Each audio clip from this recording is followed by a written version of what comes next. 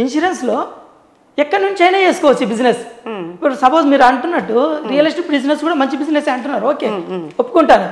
కానీ మీరు ఎక్కడో విలేజ్లో ఉంటారు మేడం, మీకు ఒక తెలిసిన వాళ్ళు ఉంటారు, సరే ప్లాట్ మీద ఇన్వెస్ట్ చేద్దాం అనుకుంటారు. మీరు అక్కడి నుంచి ఇక్కడికి రావాలి, హైదరాబాద్లో వాళ్ళు ఇన్వెస్ట్ చేద్దాం అనుకుంటారు. ఇక్కడికి సైట్ విజిటింగ్ చేయించాలి, ప్లస్ లీగాలిటీ చెక్ చేయించుకోవాలి, కబ్జాల భయం, హైడ్రా భయం, ఇవన్నీ ఉన్నాయి. ఇవన్నీ అవగాహన ఉంటేనే ఆ బిజినెస్ చేయగలుగుతాం. కానీ ఇన్సూరెన్స్లో అవగాహన అవసరం లేదు.